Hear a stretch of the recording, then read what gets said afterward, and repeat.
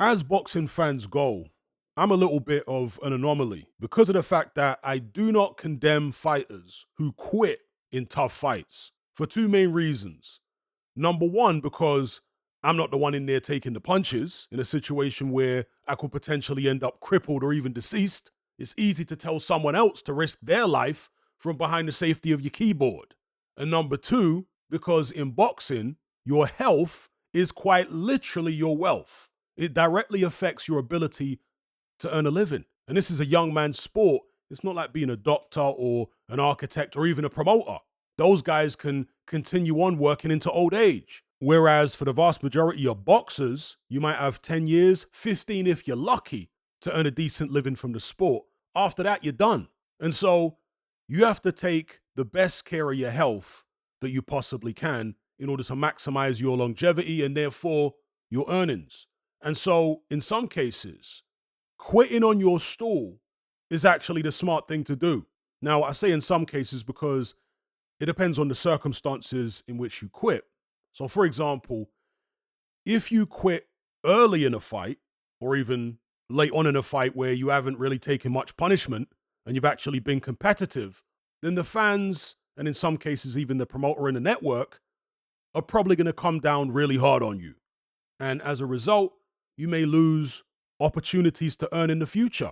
You'll have a black mark against your name.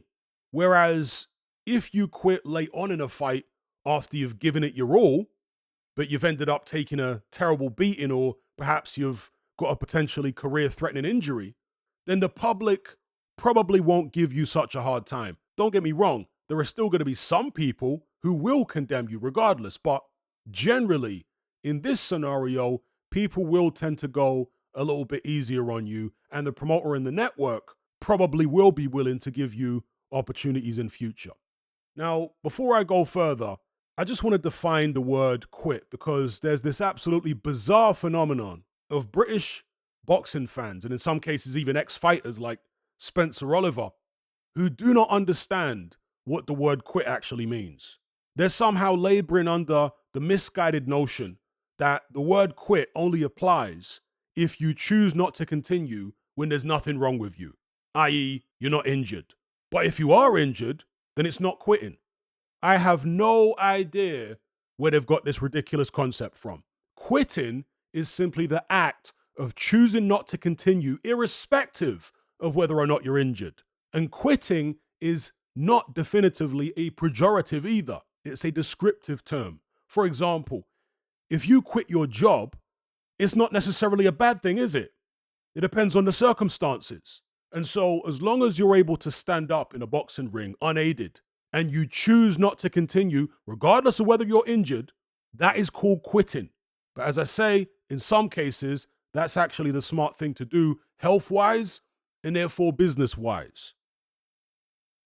Now, look, there are some fighters who will never quit under any circumstances. Doesn't matter if they've got a broken jaw, fractured eye socket, dislocated shoulder, cuts over both eyes, they will never give up. And that can, in some cases, benefit them financially, at least in the short term, because they have this stellar reputation as a tough guy.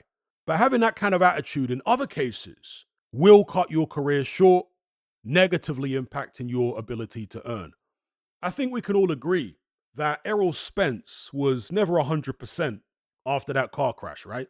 But he was still good enough to beat the likes of Danny Garcia and your Dennis Ugas in impressive fashion. But against Terence Crawford, he took a one-sided beating for 9 rounds. He was dropped 3 times. At no point past the first round was that fight even competitive. But due to pride and the warrior code, he refused to quit on his stool and carried on until the ref stopped it. Now, in some very rare cases, that level of bravery can pay off. Totally against the run of play, you land a punch from the gods and snatch victory from the jaws of defeat. That does happen. We've all seen it. But it's relatively rare. In most cases, in a one-sided fight like that, the tables are not turned. Folks, Errol Spence hasn't fought since that night 2 years ago. And this is despite the fact that he did have a fight scheduled against Sebastian Fundora. He had to pull out. Taking that 9-round beating from Terence Crawford may have been a brave thing to do, but was it a smart thing to do? It may have actually ended his career. And don't misconstrue what I'm saying here. I'm not condemning fighters who refuse to quit. It's a gamble at the end of the day. Sometimes it will pay off, and other times it won't. And I'll always respect bravery. But in some cases, and this might sound counterintuitive, but in some cases, it actually takes bravery to quit. Because I'm sure there have been some fights where a guy didn't quit because he feared the backlash from the public more than he feared for his own health. So he went along with the lesser of his two fears. Do you know what I mean? And I say all this to talk about the two occasions in which Dave Allen quit. The first time was against David Price, and the second time was against Frazer Clarke. Now, I know his trainer, Jamie Moore, is saying that he didn't quit against Clarke and that it was his decision to stop the fight, not Dave Allen's. But Dave Allen himself says otherwise. As far as I'm concerned, it's just a case of a trainer trying to protect his fighter, not just physically, but also protect his reputation. Because when a trainer tells the ref between rounds that he wants to stop a fight, many commissions, including the British Boxing Board of Control, insist that the fighter must give his consent before it can be stopped. If the fighter doesn't consent, then the bout will continue. In many jurisdictions, only the ref can stop a fight without the consent of the fighter. Many people don't realize that when a corner throws in the towel, the referee can choose to ignore it. I've seen it happen many times. I've seen the referee literally kick or throw the towel back out the ring because only the ref has the power to stop a contest without the fighter's consent. In most cases, the referee will choose to heed the advice of the corner when he sees the towel come in, but he doesn't have to. So yeah, Dave Allen did quit in both those fights. But if he hadn't, particularly in the David Price fight, then who knows? Perhaps he never would have gone on to beat Johnny Fisher and got this big payday. Because say what you like about David Price, that guy can punch. And when you're taking clean shots from a guy that size for 10 rounds, you never know whether the next shot could be the straw that breaks the camel's back and leaves you with a career-threatening or even life-threatening injury. So, as a fan, sitting on the safe side of the ropes, I don't think it's reasonable for me to expect these guys to fight potentially to the death. Don't get me wrong. If I've paid money, then I expect them to give a good effort. If they quit in the first round after taking a glancing blow, I'm definitely not going to be happy. But if they quit in a tough fight after they've given it their all, I definitely won't condemn them for it. I might point out that they're not as mentally tough as some other fighters, but that's just an observation. It's not condemnation. When you get two guys who are evenly matched, the one who has absolutely no quit in them has an advantage, right? Anyway, you get the picture.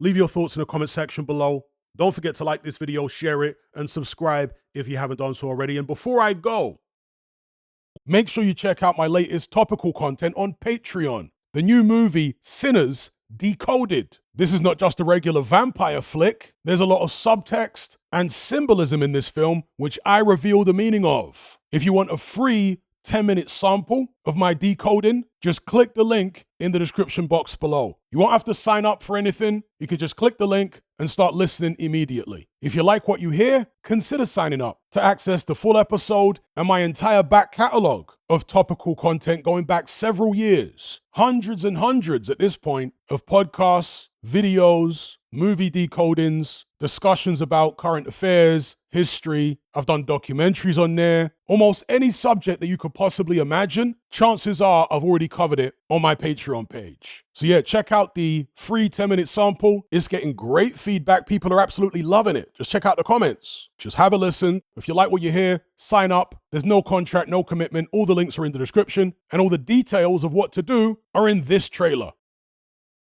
Are you surrounded by mindless bots in human form who adhere to the norm and blindly conform, who swallow all the mainstream BS and actually ridicule you for questioning things? Do you wish you had more free-thinking individuals in your life to network and converse with? Well, look no further. We're right here. Come and join the Brotherhood of Reason on Patreon. You'll gain access to my weekly topical content where we take deep dives on an endless variety of subjects, as well as my vast back catalogue of podcasts, videos, interviews, movie decodings, and my Confessions of a Nightclub Bouncer series. You'll also get to talk and network with myself and hundreds of other people in our members chat. You can enjoy all this via the Patreon app, or on desktop and download all my podcasts in high quality MP3. There's no contract, no commitment. You can cancel at any time, just like Netflix, but it's a hell of a lot cheaper. Just download the app from the Play Store or the App Store, or simply visit patreon.com on a web browser. Then head on over to my page and select the tier called the Brotherhood of Reason. All the links are in the description box below. And just a quick money-saving tip for Apple users. If you purchase your Patreon subscription on the desktop site or on Android, then you'll avoid the ridiculous 30% fee that Apple charges for purchases made on the iOS app. So if you're on iPhone or iPad, save yourself some money by buying your subscription on the actual Patreon website or on Android, because it's a lot cheaper. Once you've made that initial purchase, you can then use the Patreon app on your iPhone or iPad thereafter to access and enjoy your content as normal.